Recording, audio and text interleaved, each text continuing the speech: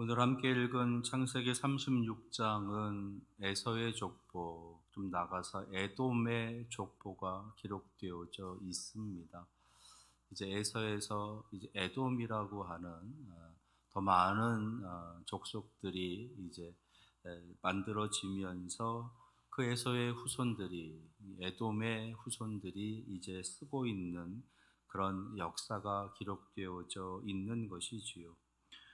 근데 창세기 35장에서 야곱의 이야기가 어느 정도 마무리되어지는 듯하고, 이제 창세기 37장에 가서는 야곱의 그 뒤의 이야기, 그리고 요셉의 이야기가 이어지게 됩니다. 그래서 아브라함, 이삭, 야곱, 요셉으로 이어지고 있는 하나님의 놀라운 구원의 역사, 그리고 이스라엘 백성의 그 이야기가 자연스럽게 이어질 수 있기 위해서는 36장이 굳이 여기에 있을 이유가 없다라고 여겨질 수도 있습니다. 그리고 야곱의 자손들의 이야기도 아니고 야곱의 족보에 대한 이야기도 아니기 때문에 사실 우리들도 그렇게 눈여겨서 보지 않고 있는 장이기도 하지요. 그래서 에서의 후손 그러면 왠지 모르게 좀 선입견, 편견도 가지고 있는 것도 사실입니다. 그런데 하나님께서는요, 35장에서 37장으로, 그러니까 야곱에서 요셉으로 이제 넘어가시면서 그 중간에다가 의도적으로 이 에서라고 하는 그의 자손들, 그의 후손들의 이야기를 의도적으로 지금 넣어놓고 우리에게 읽게 하고 계시다라는 겁니다. 성경에는 많은 족보들의 이야기가 나오지요. 아담의 족보, 그리고 셈의 족보, 노아의 족보, 그리고 이제 그 아들 셈의 족보도 나오고, 그리고 아브라함, 이삭, 야곱, 저 뒤에 가게 되면 요셉까지 이어지게 되는 그런 족보들이 기록되어져 있습니다. 역대상에도 족보에 대한 내용들이 장황하게 기록되어져 있고, 마태복음에도 있고 또 누가복음에도 있고, 많은 곳에서 이 족보들에 대한 이야기가 가득하게 담겨져 있습니다. 근데 그 족보들을 언급하면서 하나님께서는요, 의도적으로 가인의 족보도, 그리고 함과 야벳의 족보도, 그리고 오늘 창세기 36장에서 에서의 족보도 함께 언급하고 있다라는 겁니다. 하나님의 백성에 이어져 내려가는 역사 속에 등장하는 족보가 아니기 때문에 굳이 그렇게 우리가 꼭 알아야 될 이유가 없을 것 같은데, 하나님께서는 의도적으로 이들의 족보를 언급하고 기록하고 있다는 것이에요. 그것은 하나님께서 이 성경이라고 하는 책을 통해서 우리에게 꼭 들려주고 싶으신 이야기, 이 에서의 족보를 통해서, 다른 많은 세상의 족보들을 통해서 우리에게 꼭 알려주고 싶으신 그런 하나님의 마음이, 하나님의 뜻이 있지 않겠느냐라는 겁니다. 오늘은 그 하나님의 마음과 그 하나님의 뜻을 한번 찾아보고자 하는 겁니다. 오늘 창세기 36장에 기록되어져 있는 에서의 족보, 굉장히 길게 기록되어져 있지만 크게 세 부분으로 나눌 수가 있겠습니다. 먼저 에서가 세 명의 아내를 맞이하게 되고, 그 세 명의 아내를 통해서 5명의 아들을 이제 그가 얻게 됩니다. 그리고 그 5명의 아들을 통해서 그 에서의 가정이 많이 이제 번성해졌다라고 하는 것을 우리가 알 수가 있습니다. 6절에 있는 말씀을 보니까 에서가 자기의 아내들과 자기의 자녀들과 자기 집의 모든 사람과 자기의 가축과 자기의 모든 짐승과 자기가 가나안 땅에서 모은 모든 재물을 이끌고 그의 동생 야곱을 떠나 다른 곳으로 갔으니라고 기록하고 있는 것에서, 이제 이 에서라고 하는 그의 가정이 많이 번성하게 되었고, 많이 이제 땅에 가득하게 되었고, 여러 가지로 많은 삶의 풍성함이 있었다라고 하는 것을 알 수가 있습니다. 그래서 동생 야곱과 그의 가족들과 그곳에서 함께 살 수가 없어서 다른 곳으로 이제 이주하게 되었다라고 하는 내용이 첫 번째 기록되어져 있고요. 그렇게 해서 이주해 간 그 지역이 세일산이 있는 그 지역으로 이제 그가 옮겨갔다라고 하는 거, 그리고 그 세일산에서 마찬가지로 생육하고 번성하고 충만하게 되는 놀라운 역사가 이 에서의 자손에도 있게 됐고, 그 결과 그들 중에서, 그 아들들 중에서, 더 나아가서 그의 후손들 중에서 그 지역에 족장이 되었던 사람들이 있었다라고 하는 것을 기록해 주고 있습니다. 그래서 15절에 보니까 에서 자손 중 족장은 이러하니라 라고 하면서 족장들의 이름이 쭉 기록되어져 있어요. 그렇게 해서 이 에서의 이 자손들이 족장들을 이룰 만큼 더 많이 크게 번성하였다라고 하는 것을 우리에게 알려줍니다. 여기서 족장이라고 하는 그 사람은 1000명의 부하들, 1000명 이상의 부하들을 거느리고 있는 한 부족의 우두머리, 한 부족의 두령에 해당하는 사람을 족장이라 불렀다고 해요. 1000명 이상이 되는 부하들, 그러니까 그 부하들과 딸려 있는 식구들까지 다 따지게 되면 7,000명에서 많게는 10,000명 이상 되는 그러한 많은 식구들을 거느리고 있는 사람이 이 족장이었다라는 겁니다. 근데 그런 족장들이 많이 있었다는 거예요. 그러니까 그만큼 이 에서의 자손이 생육했고 번성했다, 그 지역에 가득하게 충만했다라고 하는 것을 우리가 알 수가 있는 겁니다.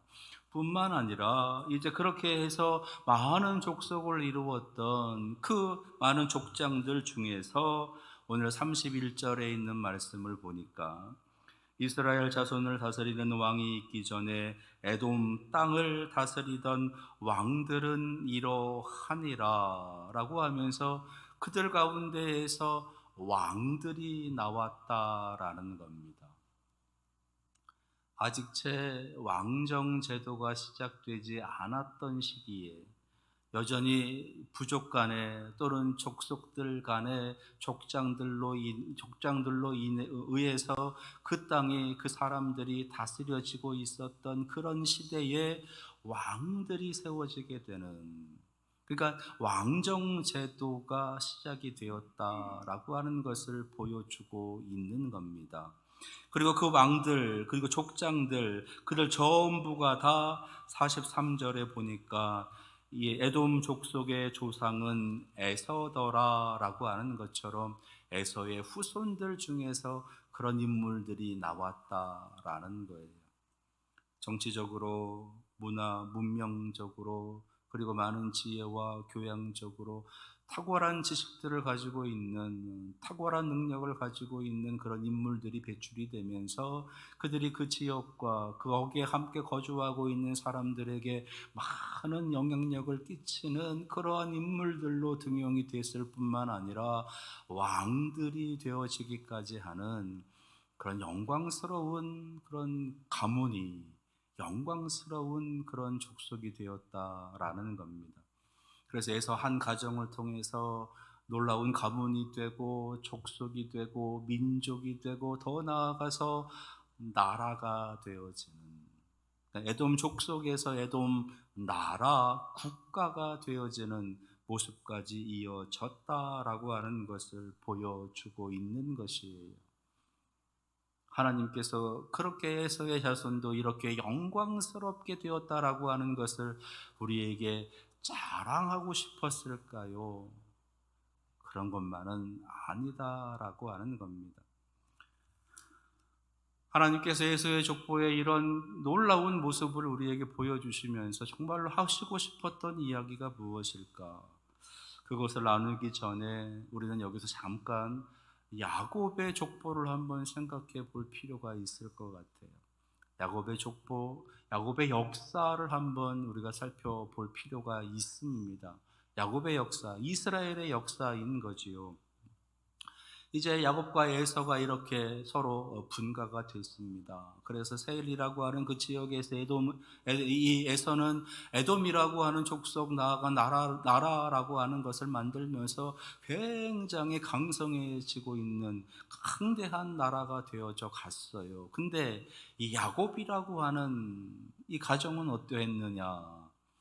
그 역사가 이제 시작되어지는 그 족보에 대한 시작이 37장 1절 2절에 기록되어져 있는데 37장 1절 2절 야곱이 가나안 땅 곧 그의 아버지가 거류하던 땅에 거주하였으니 야곱의 족보는 이러하니라. 그러면서 요셉이 17세의 소년으로서 그의 형들과 함께 양을 칠 때에라고 야곱의 족보, 야곱의 역사의 이야기가 이제 요셉이라고 하는 인물로 넘어가는 것을 보여주면서 그들의 가정에서 벌어지고 있는 일들을 기록해 주고 있다는 겁니다. 근데 그 요셉으로 이어지고 있는 이 야곱 가정의 이야기는요, 여러분 너무 잘 아시잖아요. 예, 야곱이 요셉을 특별히 더 사랑합니다. 편애하게 됐던 거죠. 그것으로 인해서 형들로부터 이 요셉이 엄청난 시기와 질투를 받게 됩니다. 거기다가 되도 않는 희한한 꿈을 꾸면서 형들의 마음을 더 막 불타게 해요. 그러던 중에 이제 이 요셉이 형들이 있는 곳에 이제 함께 양을 치러 가는 가다가 이제 형들을 만나게 되고 형들이 저 멀리서 요셉이 오는 것을 보고 죽이자라고 처음에는 음모를 꾸밉니다. 그러다가 죽이지는 못하고 마침 지나가던 애굽의 상인에게 요셉을 팔지요. 그렇게 해서 이 요셉이 애굽으로 가게 됩니다. 우여곡절 끝에 이 요셉이 거기에서 이제 총리 대신이 되어지는 아주 놀라운 은혜를 경험하게 되고 그러는 동안에 이 야곱의 가족들은 여전히 그들이 거주하고 있었던 그 땅에서 살아가다가 흉년이 들어서 먹을 것이 없어서 애굽으로 먹을 것을 구하러 형들이 오게 되는 겁니다. 그렇게 해서 이제 요셉과 만나게 되고 그 요셉이 이제 자신들이 알고 있었던 자신들의 동생 요셉인 것을 알게 되고 야곱에게 그것을 알리게 되고 야곱이 이제 그의 형들과 가족들 70명을 데리고 애굽으로 내려오게 되는 거예요. 그렇게 해서 애굽에서의 삶이 시작이 됐고 거기서 430년 동안을 살게 됩니다. 근데 애굽이라고 하는 곳에서 처음에는 요셉으로 인해서 아주 융성한 대접을 받으면서 잘 살았어요. 근데 시간이 지나서 요셉을 알지 못하는 이 바로라고 하는 왕이 일어나면서부터 이스라엘 백성들, 야곱의 가족들에게 엄청난 핍박과 박해가 가해지기 시작을 하는 겁니다. 결국 모든 것들을 다 빼앗기고 노예 신세가 되어지게 돼요. 그것이 너무 한스러워서 하나님 앞에 부르짖어 기도하게 되고 하나님께서는 그 기도에 응답해 주셔서 모세라고 하는 지도자를 세우셔서 그들을 애굽에서 구원해 내십니다. 그렇게 해서 하나님께서 처음 약속하셨던 그 땅 가나안 땅으로 이제 돌아가게 해 주시는 거예요. 근데요, 그들이 바로 가나안 땅으로 들어갔느냐? 안 그렇잖아요. 안 그렇잖아요. 40년 동안을 광야에서 또 헤매다가 빙글빙글 돌다가 광야에서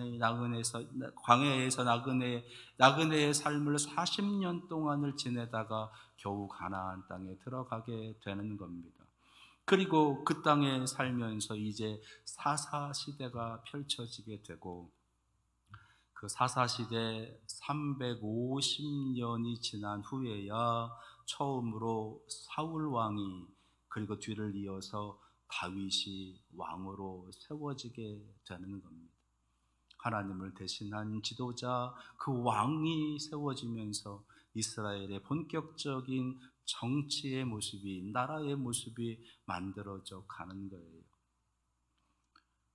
그러니까 애굽에서 내려갈 때부터 시작을 하게 되면 이 다윗 왕까지 거의 1000년의 세월이 필요한 겁니다. 에돔이라고 하는 이 족속은 수많은 왕들을 배출을 하면서 그 지역의 수많은 사람들에게 영향력을 끼치며 아주 강대한 나라가 되어져 갔는데, 야곱의 가족들은, 야곱의 자손들은 1000년이나 지난 후에야 겨우 시작할 수 있는 그런 모습이었다라는 거예요. 그러니까 이 에서의 자손의 이 족보하고는 비교도 안 되는 그런 안타까운 족보가 이 야곱의 족보, 야곱의 역사였다라는 겁니다. 그럼 하나님께서 이 두 족보를 비교시키면서 에서의 족보가 이렇게 위대하다, 에서의 역사가 이렇게 위대하다, 그것을 우리에게 알려주시려고 하나님께서 이 에서의 족보를 우리에게 기록해서 우리로 하여금 읽게 하고 계시는 걸까요? 그렇지 않다라고 하는 겁니다. 그러면 하나님께서 이 에서의 족보를 통해서 우리에게 알려주시고자 하시는 것이 무엇이냐? 그 첫 번째는요, 생육하고 번성하고 충만하게 되는 것은 하나님께서 모든 사람에게 주시는 은혜요 축복이다라는 겁니다. 생육하고 번성하고 땅에 충만하게 되는 것, 이것은 이 땅에 살아가고 있는 모든 사람들에게 공통적으로 주시는 하나님의 은혜고 하나님의 축복이라는 거예요. 이 말은 그들도 나의 피조물이고 그들도 나의 백성이고 그들도 나의 자녀이다라고 하는 것을 우리에게 알려주시는 겁니다.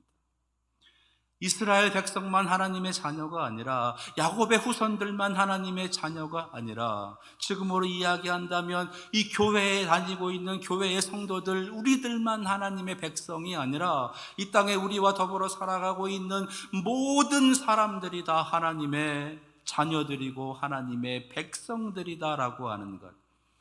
내가 그들을 만들었고 내가 그들과 함께 할 것이고 내가 그들을 지킬 것이고 그들이 내 자녀들이다, 내가 그들을 사랑한다 라고 하는 것이 하나님의 마음이시다라는 겁니다. 에서의 가문이라고, 에서의 족보라고, 에서의 후손들이라고, 때로는 우리는 그렇게 누군가를 낙인 찍어 놓습니다. 그래서 그들에게 하나님의 은혜가 가든지 말든지, 하나님의 사랑이 가든지 말든지, 하나님의 축복이 가든지 말든지 우리와는 상관이 없습니다라고 그렇게 편협한 신앙을 가질 때가 있다는 거예요. 나라와 나라 간에, 지역과 지역 간에, 사람과 사람 간에, 가족과 가족 간에 그런 일들이 있다라는 겁니다. 하나님은 그 마음을 버려라, 그리고 내 마음을 품으라 라고 말씀하시는 겁니다. 그들도 하나님의 백성이고 그들도 하나님의 자녀이고 그들도 하나님의 복을 받아야 될 존재들이다. 그것을 우리에게 알게 하시는 거예요. 오늘 이 마음이 여러분들의 마음에 임하시기를 축원합니다. 오늘 이 하나님의 거룩한 사랑의 뜻이 여러분들에게 깊이 전달되기를 축원합니다. 두 번째, 에서의 족보를 통해서 우리에게 알려주시고자 하시는 것은요, 아담에서 노아로, 노아에서 아브라함으로, 아브라함에서 이삭으로, 이삭에서 야곱으로 이어지고 있는 하나님의 구원, 하나님의 은혜, 하나님의 축복은 정복하고 다스리는 영역으로 완성되어진다는 겁니다. 조금 말이 어려울 수 있는데 이것은요, 그러니까 하나님께서 생육하고 번성하고 땅에 충만하게 하시는 어떤 이 육적인 활동을 통해서 하나님께서는 이 땅에 하나님의 나라를 완성한 것이 아니라 하나님의 거룩한 뜻으로의 정보, 그리고 다스림, 곧 통치를 통해서, 하나님의 통치를 통해서 하나님의 나라를 완성해 가신다라고 하는 겁니다. 곧 육적인 활동으로, 눈에 보여지는 세상적인 활동으로 하나님의 나라가 완성되어져 가는 것이 아니라 우리의 영적인 활동을 통해서, 영적인 영역으로서 하나님의 나라가 완성되어져 간다는 것을 우리에게 알려주시는 거예요. 겉으로 드러나는 세상적인 것들, 육체적인 것들, 물질적인 것들의 성공이 영적인 하나님 나라의 성공이 아니라는 겁니다. 세상의 명예와 권력과 관련되어져 있는 이 세상적인 것들의 성공으로 하나님의 나라가 완성되는 것이 아니라 영적인 하나님의 나라는 영적으로 완성되어져야 된다라고 하는 것을 우리에게 알려주시는 거예요. 그래서 우리의 눈을 하나님께서는 바꾸시기를 원하시는 겁니다. 세상적인 기준으로, 세속적인 기준으로 하나님 나라를 생각하고 하나님 나라를 평가하고 하나님의 은혜와 축복을 계산하게 하시는 것이 아니라 영적인 의미에서 하나님의 나라를 누리게 하시고 영적인 의미에서 하나님 나라를 갖게 하시는, 그렇게 하나님 나라를 확장시켜 가시는, 그것으로 하나님 나라를 완성시켜 가신다라고 하시는 말씀이신 거예요. 그것이 무엇이냐? 너를 축복하는 자에게는 내가 복을 내리고 너를 저주하는 자에게는 내가 저주하리니. 축복의 통로, 복의 통로, 축복의 통로로 살아가야 되는 영적인 사람인 것을 우리에게 말씀해 주고 계시는 겁니다. 누군가 우리 때문에 복을 받아야 돼요. 누군가 우리 때문에 저주를 받는 것이 아니라 누군가 우리 때문에 복을 받아야 됩니다. 하나님 주시는 복을 받아야 돼요. 그러려면 우리가 잘해야 되는 거예요. 그것을 하나님께서는 우리에게 알게 하시는 거예요.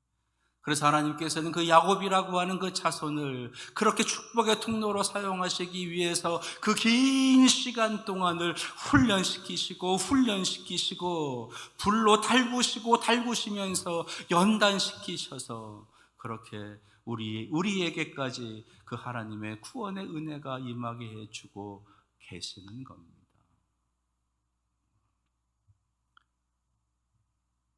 여러분들의 영안이 열려지기를 바랍니다. 여러분들을 통해서 내려가게 되는 영적인 축복을 눈으로 바라볼 줄 아는, 믿음의 눈으로 바라볼 줄 아는 그런 은혜가 오늘 여러분들에게 있기를 원합니다. 세 번째, 오늘 에서의 에돔의 족보를 통해서 우리에게 알려주시고자 하시는 것은요, 우리는 영원한 존재라는 것, 그리고 우리는 영원한 나라를 준비하며 살아가야 된다는 것을 알려주시는 겁니다. 자, 여기서 질문 하나 하겠습니다. 여러분들 자신이 영원한 존재다라고 하는 것을 믿으십니까? 자신이 없으세요? 영원은 무슨 영원? 아이고, 100년 사는 것도 힘들어요. 120세 시대가 왔다 그러는데, 아이고, 그때까지 어떻게 살아요? 우리는요, 영원한 존재예요. 우리는 죽을 수 없는 존재입니다. 왜요? 예수 그리스도께서 지난주에 부활하셨잖아요. 다시 살아나셨잖아요. 사망 권세를 깨치시고 다시 살아나셨습니다. 그 거룩한 영광이 우리에게도 그대로 들어오게 된 거예요. 예수 그리스도를 믿는 그 순간 우리에게도 그 부활의 영광이 있는 겁니다. 그래서 우리는 죽지 않는 존재예요. 영원한 존재, 영원한 영적인 존재가 바로 우리들이다라고 하는 것이에요. 따라서 우리는 이 세상적이고 세속적인 우리 이 땅에서의 인생을 준비하며 살아가는 것이 아니라 영원한 존재이기에 영원한 나라를 준비하며 살아가야 되는 겁니다. 많아야 100년, 120년밖에 되지 않는 우리의 그 인생을 준비하기 위해서 우리의 눈을, 우리의 힘을 다 쏟아서 세속적인 것들, 세상적인 것들을 준비하며 살아갈 것이 아니라 저 영원한 하나님의 나라, 영광스러운 하나님의 나라, 천국을 준비하면서 우리는 살아가야 되는 존재들이라는 겁니다. 그러기 위해서는 내가 영원한 존재인 것을 믿어야 돼요. 믿어야 준비를 하죠. 믿지 않는데 뭐하러 준비를 해요?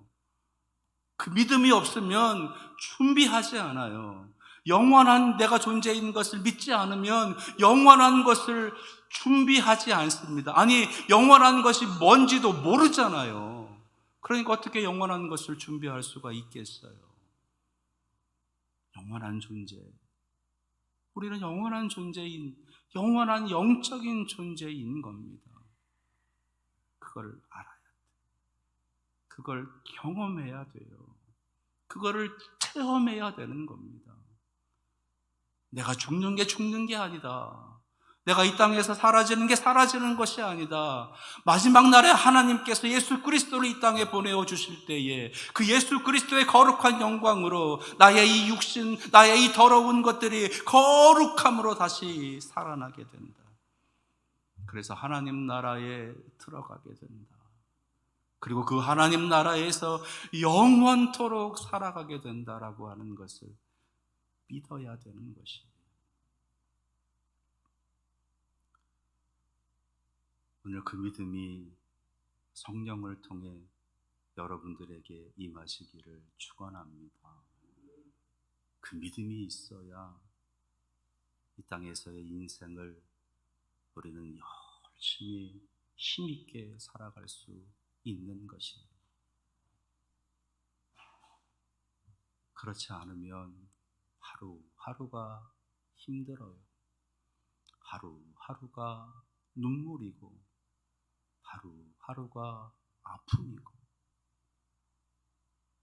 10년 뒤가 보이지 않고 20년 뒤가 보이지 않고 아니 5년 뒤도 보이지 않아요. 깜깜하고 답답한 세상, 그런 인생을 그냥 허덕이며 헐떡거리면서 살아가는 겁니다. 그러나 하나님 보여주시는 우리의 믿음의 눈으로 저 영원한 하나님의 나라를 바라볼 때 우리는 하루하루가 기쁘고 하루하루가 감사하고 하루하루가 행복하게 살아갈 수 있는 것이에요. 오늘 이 믿음이 성령의 놀라우신 감동으로 여러분들에게 깊이 임하시기를 축원합니다. 그렇게 영혼을 준비하는 사람은 그래서 하나님 앞에 예배하는 그 시간이 너무 귀하고 값져요. 그리고 하나님의 말씀에 순종하며 살아가는 그 삶이 너무 고귀하고 즐거운 것입니다. 에서의 족보를 바라보면서 그 에서의 영광스러운 그들의 후손들을 부러워하지 말고 비록 이 땅에서 힘들고 어려운 고난의 삶을 살았었던 야곱의 자손들, 야곱의 후손들, 그러나 영원한 하나님의 나라를 소유하고 살고 있는 그들을 더 많이 소망하면서 온전한 믿음을 갖기 위하여 하나님 앞에 기도하고 예배하시는 여러분들 될 수 있기를 축원합니다. 기도하겠습니다.